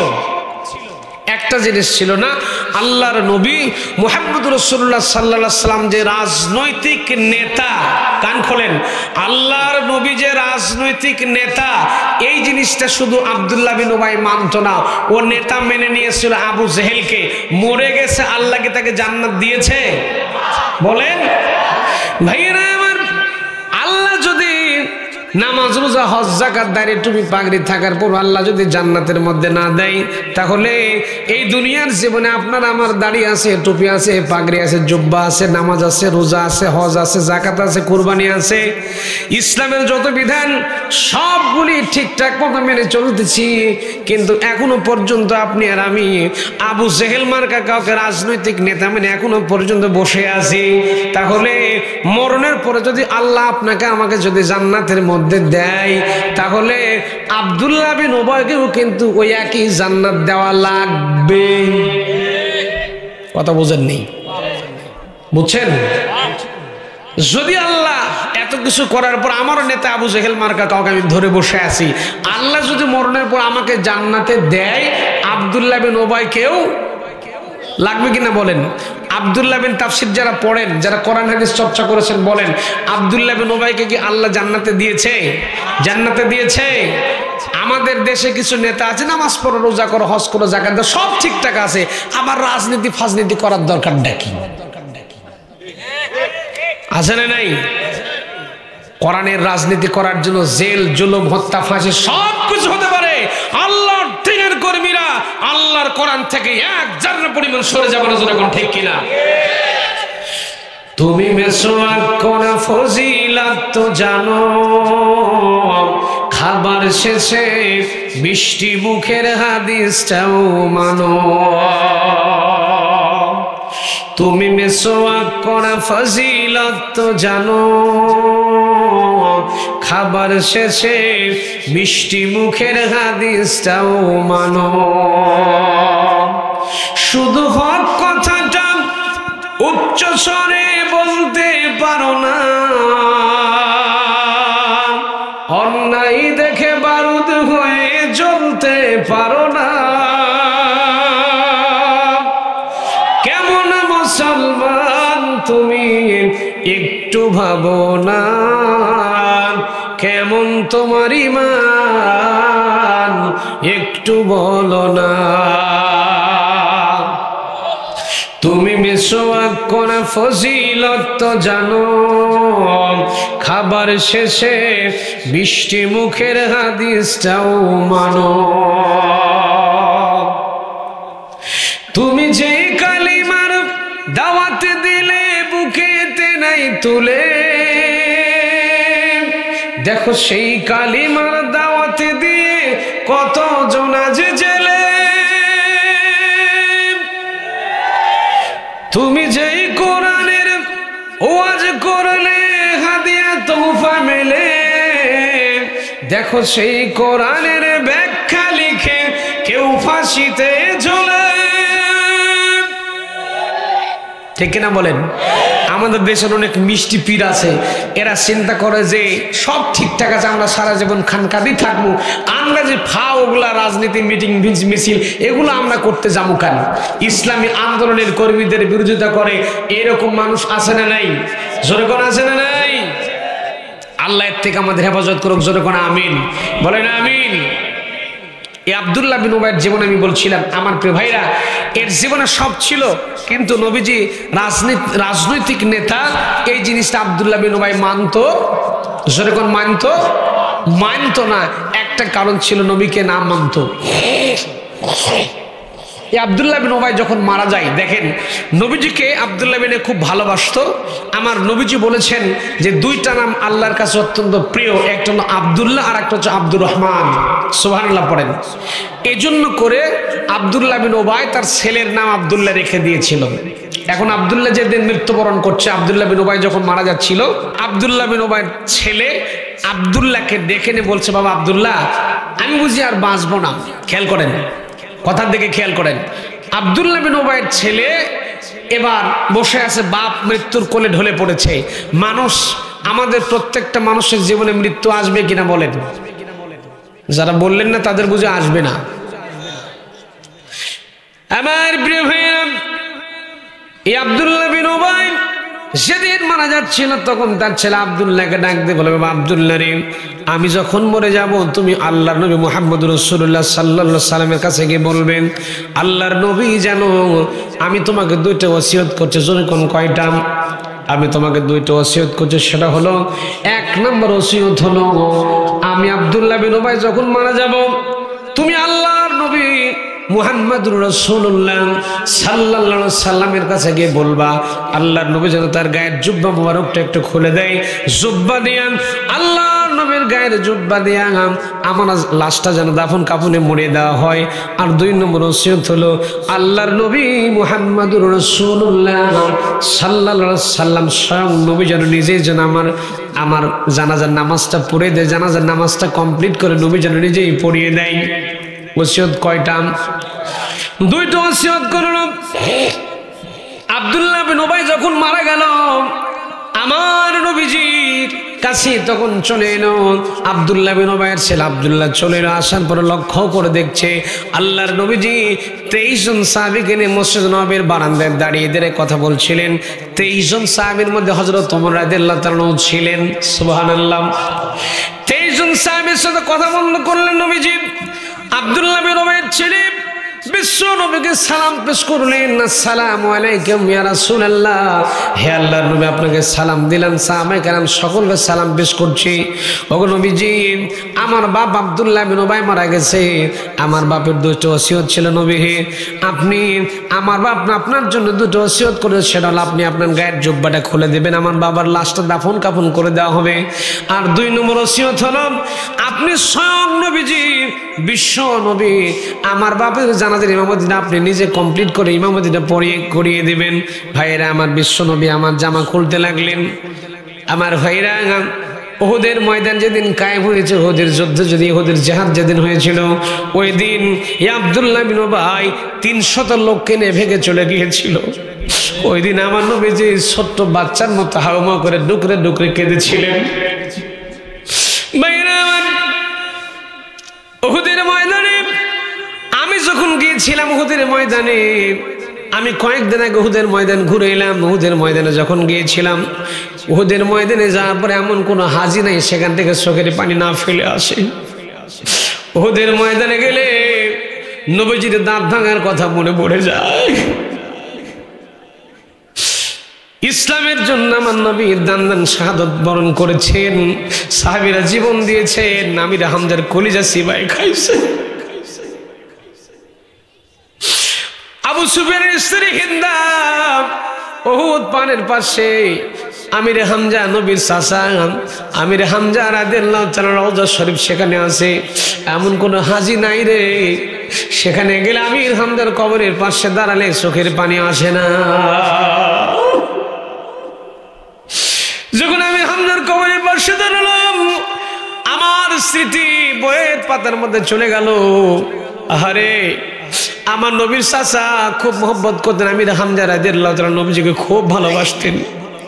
এই আমির হামজাকে কাফের বেঈমানরা যখন শহীদ করে দিল, শহীদ করে দেওয়ার পরে ওয়াসি নামক একজন তীরন্দাজ আছে, পরবর্তীতে মুসলমান হয়েছিল, কলেমা পড়ে মুসলমান হয়েছিল।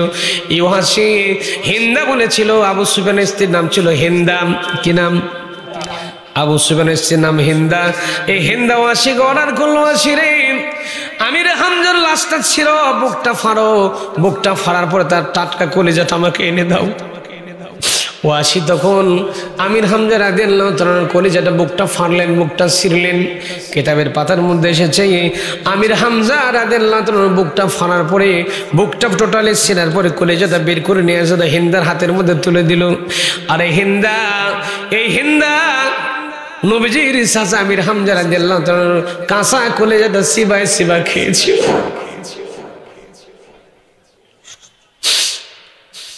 ইসলামের জন্য মুসলমানের রক্ত দিয়েছিলেন। আল্লাহু আকবার। ওই মুসলমানদের ঈমান চাঙ্গা হওয়ার দরকার আছে না নাই? জোরে কোন আছে না নাই? এই উহুদের ময়দানে কথা বলতে গেলে অনেক কথা আমার সাবজেক্ট বাদ পড়ে যাবে। আমার প্রিয় ভাইরা, উহুদের ময়দান যেদিন কায়েম হয় সেদিন আব্দুল্লাহ বিন উবাই 300 লোককে নিয়ে ভেগে চলে গিয়েছিল।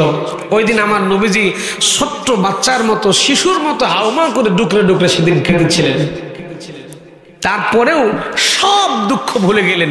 তারপর আব্দুল্লাহ বিন উবাইয়ের জন্য যখন জামা চাওয়া হলো, সঙ্গে সঙ্গে আমার নবী জামাটা খুলতে লাগলেন। জামা খুলে আব্দুল্লাহ বিন উবাইয়ের জন্য আমার নবী দেবেন, এমন সময় হযরত ওমর ফারুক রাদিয়াল্লাহু তাআলা জামা টেনে ধরলেন, বলছেন, হে নবী, এই লোকটার জন্য আপনি জামা দেবেন না। ভাইরা আমার, হযরত ওমর রাদিয়াল্লাহু তাআলা ডাকতে বলেন, নবী হে, এই লোকটার জন্য আপনি জামা খুলবেন না, আপনার গায়ের জুব্বা দেবেন না। যদি লোকটা ছিল নামাজ পড়তো, রোজা করতো, যাকাত দিত, হজ করতো, সব করতো, ঠিক আছে, আপনার পেছনে নামাজ পড়তো, কিন্তু লোকটা ছিল নির্ভেজাল মুনাফিক। কি ছিল? এই লোকটা আপনার পেছনে নামাজ পড়তো, কিন্তু আপনাকে রাজনৈতিক নেতা মানে নাই, ওর নেতা ছিল আবু জেহেল। সুতরাং আপনি তার জন্য আপনার গায়ের জুব্বা দেবেন না। নবীজি বললেন, ওমর রে, তুমি আমাকে নিষেধ করছো, তুমি তো আমাকে বারণ করছো, কিন্তু আমার মালিক আল্লাহ রাব্বুল আলামিন তোমাকে এখনো পর্যন্ত নিষেধ করে নাই, সুতরাং তুমি আমার জুব্বা খুলে দাও, জামাটা ছেড়ে দাও। নবীজি জামা টান দিলেন, জামা টান দেওয়ার পরে জামাটা খুলে নিলেন। নেওয়ার পরে হযরত ওমর রাদিয়াল্লাহু তাআলার কাছ থেকে জামা টেনে খুলে নিলেন। নেওয়ার পরে আমার নবীজি আস্তে করে জুব্বা খুললেন। জুব্বা খোলার পর আব্দুল্লাহ বিন উবাইয়ের ছেলের হাতে জুব্বাটা দিলেন, বললেন যাও তোমার বাপের লাশ টেনে চলে আসুন। এবার আব্দুল্লাহ বিন উবাইয়ের ছেলে আব্দুল্লাহ আল্লাহর নবীর জুব্বা নিয়ে চলে গেলেন। যাওয়ার পরে এই জুব্বা নিয়ে যাওয়ার পর আব্দুল্লাহ বিন উবাইয়ের লাশটা সুন্দর করে মুড়িয়ে নিলেন। নেওয়ার পরে লাশটা মুড়িয়ে নেওয়ার পরে কাপড়ে পরিয়ে দেওয়ার পরে লাশটা চলে আসলো। আব্দুল্লাহ বিন উবাইয়ের লাশ মসজিদ নববীর বারান্দায় চলে এলো। লাশ যখন চলে এলো, আমার নবীজি লাশের কাছে দাঁড়ালেন, আল্লাহু আকবার বলে জানাজা স্টার্ট করবেন। 22 জন সাহাবী নবীজির পেছনে দাঁড়িয়ে গেছেন। 23 নম্বর হযরত ওমর রাদিয়াল্লাহু তাআলা এখনো পর্যন্ত দাঁড়াননি, তিনি দাঁড়িয়ে দাঁড়িয়ে দেখছেন। আমার ভাইরা, হযরত ওমর রাদিয়াল্লাহু তাআলা অত্যন্ত বিচক্ষণ মানুষ ছিলেন।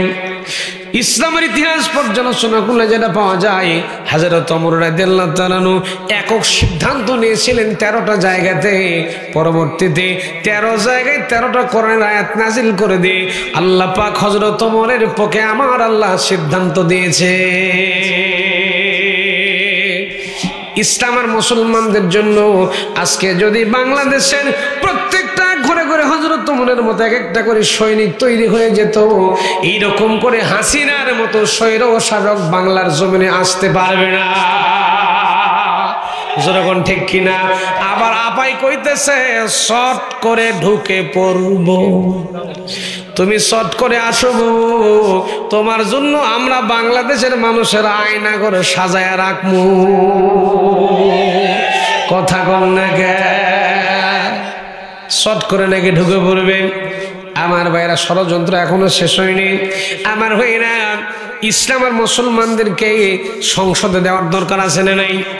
আল্লাহর কোরআন যদি সংসদে চলে যায়, ভালো মানুষ যদি সংসদের মধ্যে চলে যায়, তাহলে আল্লাহর কোরআন তারা বাস্তবায়ন করবে। তাফসীর ইবনে কাসিরের মধ্যে কয়েকটা কথা এসেছে, বলে আমি আলোচনা ব্যাক করব। কষ্ট হচ্ছে না তো ভাইরা? এই পৃথিবীর মসনদে যদি কখনো কোনোদিন জালেম যদি ক্ষমতার চেয়ারে বসে, জালেমেরা ক্ষমতার চেয়ারে বসার পরে 4টা কাজের আঞ্জাম দেয়, 4টা কাজ বাস্তবায়ন করে আল্লাহ রাব্বুল আলামিন বলেন, সুন্দর করে আল্লাহ রাব্বুল আলামিন বলেন, আফালা, আল্লাহ তাআলা জানাচ্ছেন আইয্যাত আহলিহা আদিল্লা ওয়া কাযালিকা ইয়াফআলুন। জালেম যখন ক্ষমতার মসনদে বসে, 1 নম্বর জালেম বসার পরে 1 নম্বর কাজ করবে কি? ওই দেশের সব জায়গায় তারা বিশৃঙ্খলা তৈরি করবে, সব জায়গাতে জালেমেরা দুর্নীতি করবে। আজকে বাংলাদেশের সব জায়গায় দুর্নীতি আছে না নাই? 2 নম্বরে জালেম যদি কখনো ক্ষমতায় বসে, আইজ্জাতা আহলি আজিল্লাহ, ওই দেশের সম্মানিত মানুষ যারা আছে এদেরকে জেল দেবে, জুলুম দেবে, হত্যা করবে, ফাঁসি দেবে। এক একজনকে, ভালো ভালো মানুষকে ধর্ষণের মামলা দিয়ে জেলের মধ্যে ভরাইয়া দেবে। যেরকম ঠিক কিনা?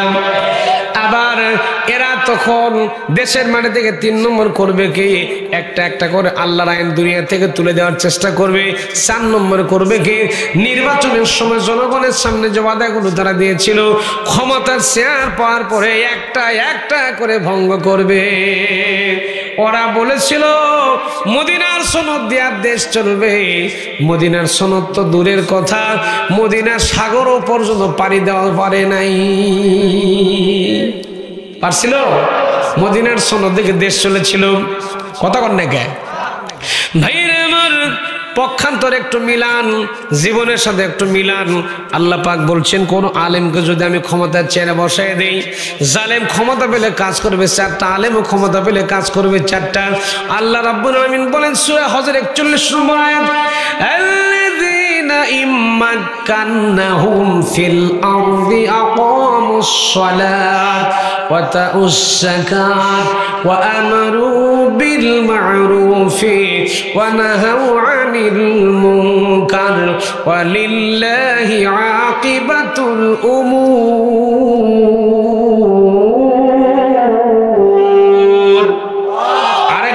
করুন আল্লাহু আকবার। আলেম যদি ক্ষমতার মসনদে বসে, আল্লাহ বলেন আলেম বান্দা যদি ক্ষমতার চেয়ারে বসে ওই দেশের মাটিতে কাজ করবে 4টা। কয়টা? জোর হলো না? 1 নম্বর কাজ করবে তারা ইম্মা কান্নাহুম ফিল আরদি আকামুস সালাত, ওই দেশের মাটিতে তারা নামাজ পড়াকে বাধ্যতামূলক করে দেবে, নামাজকে বাধ্যতামূলক করে দেবো, আতাউ যাকাত, যাকাতকে বাধ্যতামূলক করে দেবে। আবার তারা আমারু বিল মারুফ, ভালো ভালো কাজ যখন আছে সবগুলো তারা দেশের মাটিতে জারি করে দেবে। ওয়া নাহাউ আনিল মুনকার, আর খারাপ কাজ যত দেশের মাটিতে আছে সবগুলা তারা ক্ষমতার চেয়ার পেলে বন্ধ করে দেবে। তাহলে আল্লাহর কোরআন সংসদে যাক, ক্ষমতার চেয়ারে আল্লাহর কোরআন বসুক, আমরা মুসলমান চাই কি চাই না? যেরকম চাই কি চাই না? আল্লাহর কোরআনকে সংসদে দেওয়ার জন্য, আল্লাহর কোরআনকে ক্ষমতার মসনদে দেওয়ার জন্য যদি আপনাকে আমাকে ময়দানে ঝাঁপিয়ে পড়া লাগে, তাজা রক্ত যদি দেওয়া লাগে, আল্লাহর দিনকে বিজয় করার জন্য যদি জমিনে তাজা রক্ত দেওয়া লাগে, দিতে রাজি আছেন না নাই? জোরে কোন রাজি আছেন না নাই? কারা কারা আছেন হাত তুলে আমার আল্লাহকে একটু দেখাই দেন। নারায়ে তাকবীর, নারায়ে তাকবীর। ও হাওয়া আওয়াজ দিবেন, একে আওয়াজ যেন বাগমারা পার হয়ে চলে যায়, কণ্ঠে যা ভলে বাজে সব ছেড়ে দিবেন ইনশাআল্লাহ। হাতগুলো উঁচু করে টান টান করে ধরে রাখেন। আবার দেখেন হাত তুলতে যায় যেন অন্য কারো নাক ফাটাই দিন না।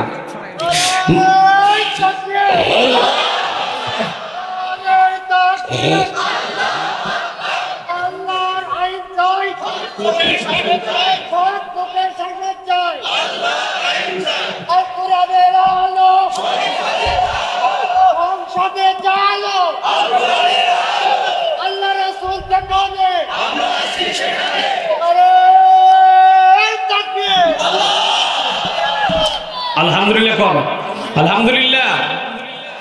হযরত Omar, back to the point, আলোচনায় ফিরে আসে। মনে আছে আপনাদের? হযরত ওমর রাদিয়াল্লাহু তাআলা এখনো দাঁড়ালেন না। নবীজির পেছনে 22 জন সাহাবী দাঁড়িয়ে গেছেন, হযরত ওমর দাঁড়াননি। হযরত ওমরের মতো মানুষ বাংলার জমিনে দরকার আছে না নাই? জনগণ আছে না নাই? আজকে যদি বাংলার ঘরে ঘরে হযরত ওমরের মতো এক একটা করে সৈনিক তৈরি হয়ে যেত, ইসলাম বিদ্বেষীরা ইসলাম আর মুসলমানদেরকে এমন বাদরামি করতে পারত না। জনগণ ঠিক কিনা? প্রভু তুমি বলেছ রাসূল দেবে না, বলনি দেবে না ওমর, বলনি দেবে না হামজা তারিক, খালিদ বিজয় সমর, খালিদ বিজয় সমর।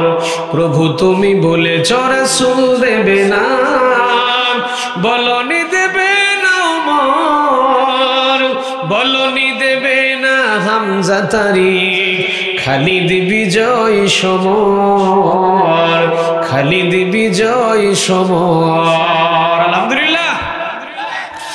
আমার প্রিয় ভাইরা, হযরত ওমর রাদিয়াল্লাহু তাআলা এখনো পর্যন্ত দাঁড়াননি। তিনি দাঁড়িয়ে দাঁড়িয়ে দেখছেন আমার নবীজি লাশের সামনে, আমার নবীর লাশকে সামনে রেখেছেন। এবার নবী আমার আল্লাহু আকবার বলেন জানাজা স্টার্ট করবেন, জানাজা শুরু করবেন। এমন সময় হযরত ওমর তাকিয়ে তাকে দেখছেন, এখনো পর্যন্ত তিনি দাঁড়ালেন না। নবী আমার জানাজা স্টার্ট করে এমন সময় লক্ষ্য করে দেখছেন কিছুক্ষণের ভিতরে ফেরেশতা জিবরাইল আমিন আকাশ থেকে নাজিল হচ্ছে। একটা আয়াত নিয়ে সূরা তওবার 80 নম্বর আয়াত নিয়ে জিবরাইল আমিন নাজিল হচ্ছিল। ভাইরা আমার, জিবরাইল আমিন ডাকতে বলেন, হে নবী দাঁড়ান, একটু দাঁড়ান। কে বলছেন? জিবরাইল আমিন বলছেন নবী আপনি দাঁড়ান, জানাজা পড়বেন না। এবার জিবরাইল আমিন সুন্দর করে কোরআনে কারিমের আয়াতটা পড়ায় শুনিয়ে দিলেন, ইস্তাগফির লাহুম আও লা তাস্তাগফির লাহুম ইন তাস্তাগফির লাহুম 70 মাররাতান। বাস এ পর্যন্ত কথা বলে আল্লামা সাইয়্যিদ কুতুব রাহমাতুল্লাহ আলাইহি লিখেন, জিবরাইল আমিন 70 মাররাতান পর্যন্ত কথা বলে জিবরাইল আমিন আর কথা বলে না, চোখ মেলে জিবরাইল ফেরেশতা চোখ মেলে দাঁড়িয়ে আছে। এটার মানে হলো, আয়াতের মানে হলো, হে নবী ইস্তাগফির লাহুম আও লা তাস্তাগফির লাহুম ইন তাস্তাগফির লাহুম 70 মাররাতান।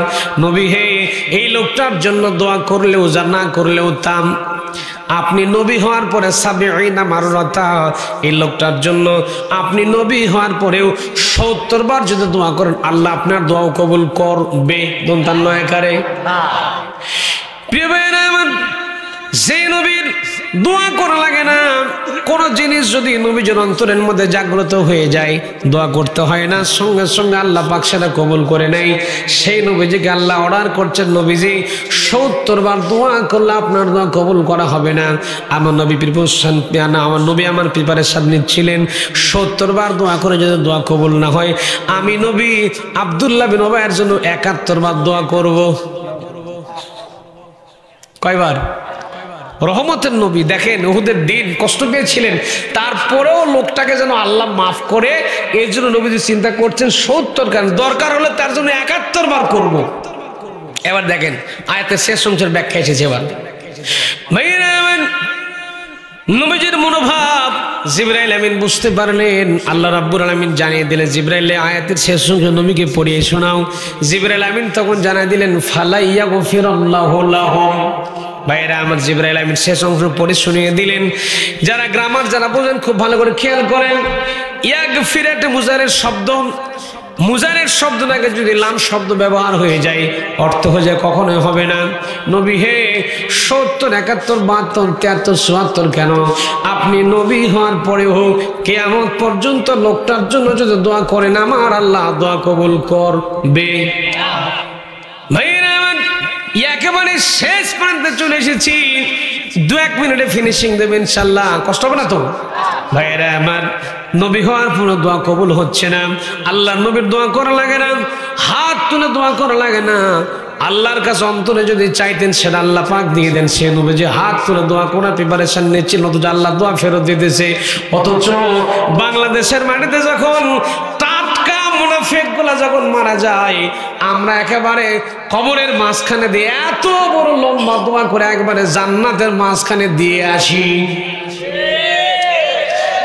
মনে হয় জান্নাতে দেওয়ার জন্য কন্ট্রাক্টারে নিছি। জান্নাত বুঝে হুজুরদের বাপের কথা কয় না। ভাইরা আমার, যেখানে নবীর দোয়া কবুল হয় না, সেখানে আপনার আমার মতো হুজুর কেন কাবা শরীফের ইমাম ডক্টর আব্দুর রহমান আস-সুদাইসিকে দিয়ে দোয়া করলেও দোয়া কবুল হওয়ার কোনো সম্ভাবনা।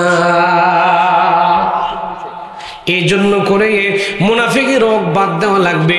আর ইসলামিক আল্লাহর দিনের কর্মীদেরকে নবী যে পথে রাজনীতি শিখিয়ে গেছেন ওই পথে রাজনীতি করা লাগবে। রাজি আছেন না নাই? রাজি আছেন তো ইনশাআল্লাহ? আমাদের নবীজির দেখানো পথে রাজনীতি করব ইনশাআল্লাহ। নবী যেভাবে কোরআন দিয়ে নামাজ পড়েছেন, রোজা করেছেন, হজ করেছেন, যাকাত দিয়েছেন, ইসলামের বিধানগুলো মেনেছেন, ঠিক তেমন করে এই কোরআন দিয়ে নবীজি রাজনীতিও করেছেন। ঠিক কিনা? নবীজির শেখানো রাজনীতি আমরা আল্লাহর কোরআন দিয়ে যেমন নামাজ পড়ি, রোজা করি, হজ করি, যাকাত দিয়ে, ঠিক তেমন করে আল্লাহর কোরআন দিয়ে রাজনীতি করব, রাষ্ট্রনীতি করব এবং কোরআনে কারিমকে আমাদের গভর্নমেন্ট চলবে, সংসদ চলবে, পার্লামেন্ট চলবে আল্লাহর কোরআন দিয়ে ইনশাআল্লাহ। আল্লাহর কাছে তৌফিক কামনা করি, আল্লাহ আমাদের এই মাকসুদ পূরণ করুক। আল্লাহর কোরআন দিয়ে দেশ চলুক, সমাজ চলুক, রাষ্ট্র চলুক। আল্লাহ তুমি কবুল করো, বলেন আমিন, আমিন, আমিন।